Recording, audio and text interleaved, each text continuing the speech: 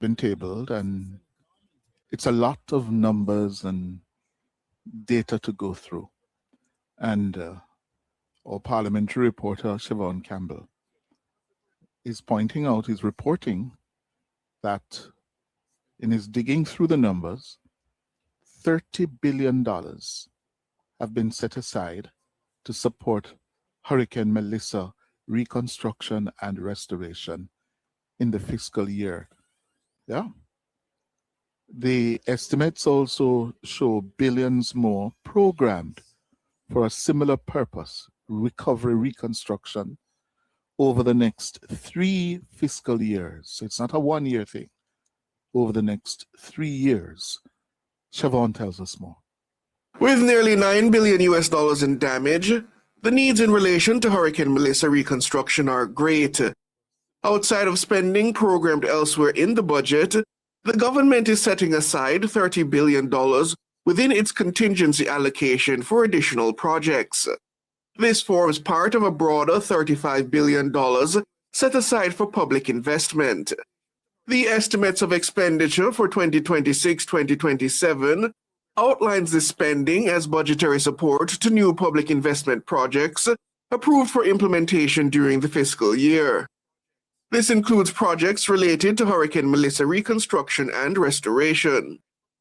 This expenditure is already programmed to continue over the next 3 fiscal years to 2029-2030.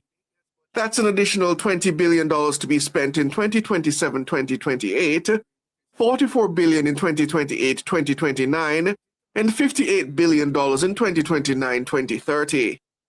On the recurrent side, the government has also set aside $42 billion to cover the current public sector wage negotiations.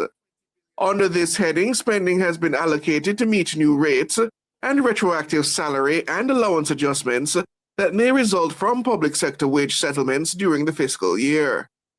Finance Minister Favour Williams told the House of Representatives last Thursday the government remains committed to the wage offer currently on the table. We know that we are in the wage negotiation cycle with our public sector workers. We take that quite seriously, coming on the heels of the major wage restructuring. Today, Madam Speaker, this government is indicating that despite the massive disruption of Melissa, totaling US $8.8 billion or 41% of our GDP, and the debt we must take on to rebuild, reconstruct, and build in resilience in our infrastructure as a government, despite all of that, Madam Speaker, we remain committed to the wage offer that this government has put forward to our public sector workers. It's uncertain how this declaration or the impact of Hurricane Melissa will affect ongoing negotiations with the various unions. Meanwhile, an additional $10 billion has been set aside under recurrent spending for what the government has deemed unclassified. Siobhan Campbell for Nationwide News. Thank you, Siobhan. So those were the numbers, the next fiscal year plans in rebuilding after Melissa. And the opposition leader, Mark Golding, in reacting to the estimates, is saying that, listen, the decision that was started some time ago in 2013 to extract from the National Housing Trust $11 billion is disappointing and shameful.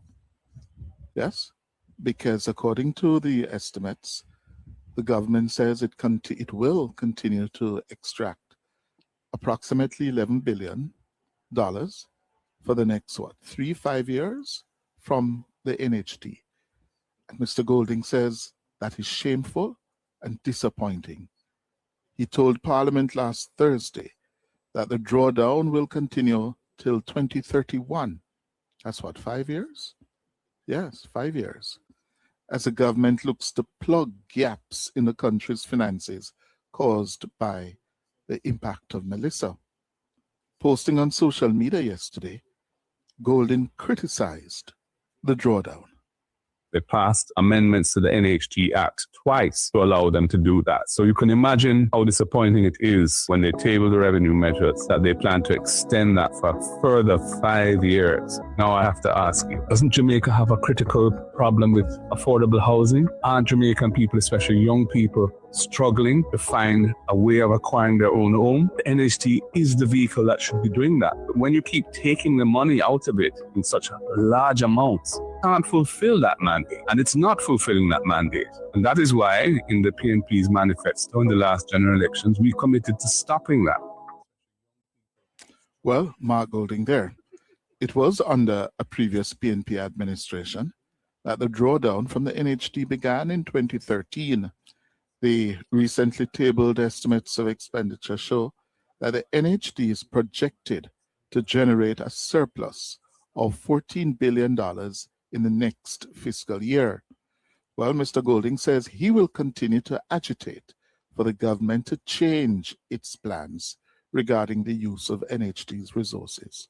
And we think it doesn't make sense anyway. Even if you were going to do it for 1 more year because of the problems due to Melissa trying to work out how to fund the budget, that would have been bad and not so bad. To say now that you're going to spend it for 5 more years when housing is such a problem in the country, what about the 40,000 people who lost their homes in Melissa? The NHT should be playing a much bigger role in getting them back on their feet in new housing. Why are you depleting NHT of resources as an agency set up for dealing with situations to do with housing? Put it into the general part of the budget where it was spent on wages and salaries. And, I'm going to try my best to persuade them to think again.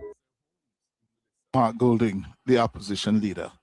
And in trying his best to persuade them, I would expect that he will identify other sources of revenue, yes, to deal with the imperatives now from the fallout of Melissa.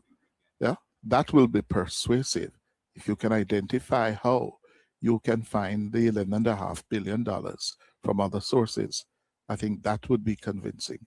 If what you're proposing makes sense and is credible. Still on the economy, well, Nationwide is reporting that in a surprise turn, inflation, the country's point-to-point inflation rate, fell slightly in January, fell to 3.9%. That's down from the 4.5% recorded for the previous month of December last year. So it was down to 3.9% from 4.5%. And of course, this is a surprise because following the fallout from Melissa, the expectation was for inflation to increase. Yeah? Well, that has not happened. Statin says the 3.9% rate was mainly influenced by the point-to-point inflation rate for food and non-alcoholic beverages, housing, water, electricity, gas, and other fuels, and personal care, social protection, and miscellaneous goods and services. This means the point-to-point inflation rate has fallen slightly below the Bank of Jamaica's target range of 4 to 6%. Now it's 26 minutes after 10 o'clock. The Klansman gang trial. Yeah, we're watching